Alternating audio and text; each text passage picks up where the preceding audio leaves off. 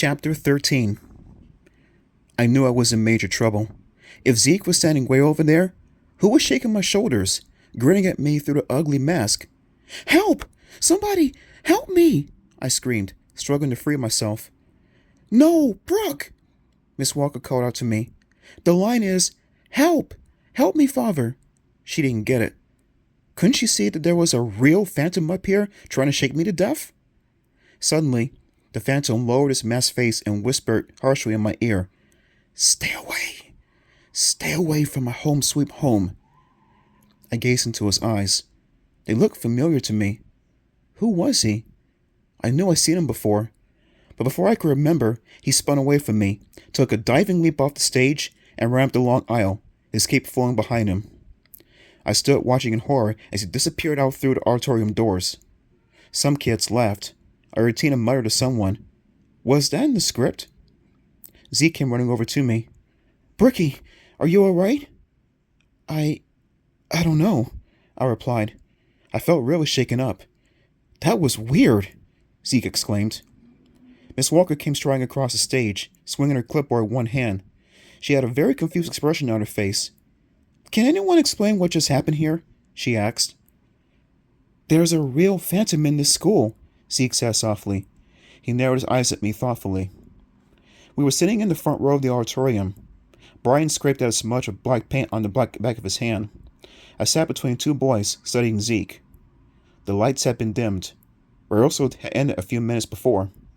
I could hear a few voices out in the hall. The door had just closed behind Miss Walker. "Why are you staring at me like that?" Zeke demanded. "I'm so wondering if you aren't responsible for everything," I told him bluntly. He rolled his eyes. "Yeah, sure," he muttered. "How can it be two places at once today, Brooke? Answer me that. That's pretty tricky, even for someone as brilliant and clever as me." I laughed. "It's possible," I replied.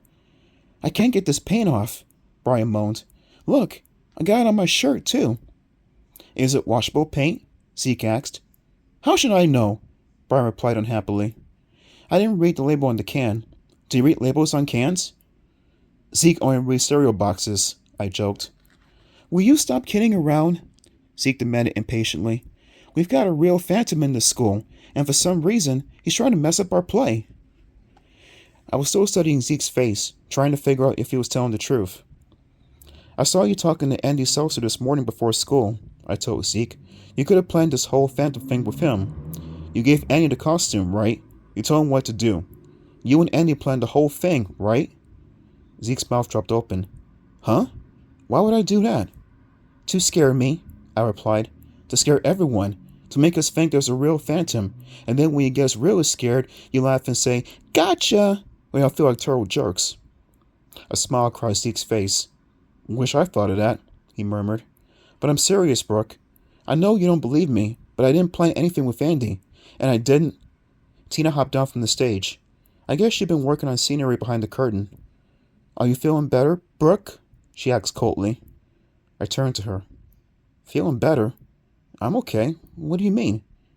"You look so stressed out on stage. I thought maybe you were sick," Tina replied nastily. "Are you coming down with the flu? I hear there's a really bad one going around." "I'm fine," I said curtly. "Is this paint washable?" Brian asked Tina. Tina shrugged. "Beats me. Try turpentine." She smiled at Brian. "You're doing a good job on the backdrop." Then she turned back to me and her smile faded. "At least someone is doing a good job on this play." Before I could reply, she turned and hurried across the aisle out the auditorium door. "She's praying I get the flu," I told Zeke. "Isn't that sick?" He didn't reply. He was thinking so hard about the phantom, I don't think he even heard me. "Do you think Tina could be doing all these terrible things?" I asked. "Just to frighten me away so she can be Esmeralda?" "That's crazy," Zeke replied softly. "Yeah, I guess," I agreed. Brian just kept trying to peel the black paint off his hand. "Let's go home," I suggested. "It's really late. Maybe we can talk about the phantom later." I climbed to my feet. Zeke glared up at me. "You still don't believe me, do you?" he accused. "You still think this is all some plot just to scare you?"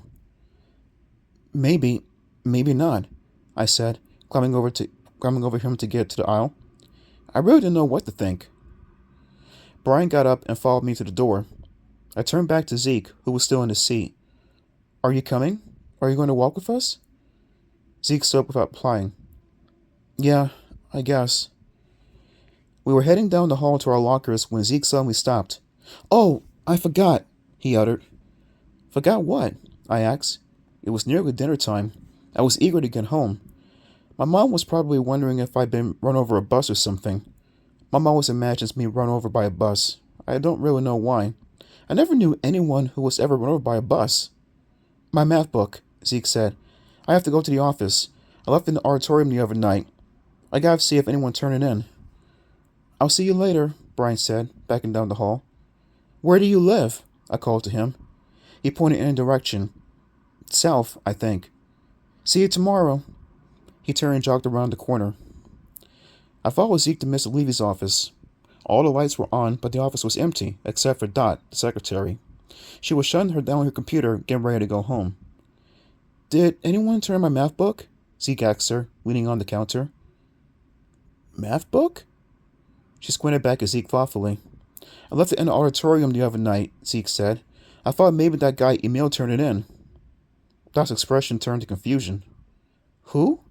Who is Emil? You know, Zeke replied. The little old guy with the white hair, the night janitor. Dot shook her head. You're a little mixed up, Zeke, she said. There's no one named Emil who works at the school.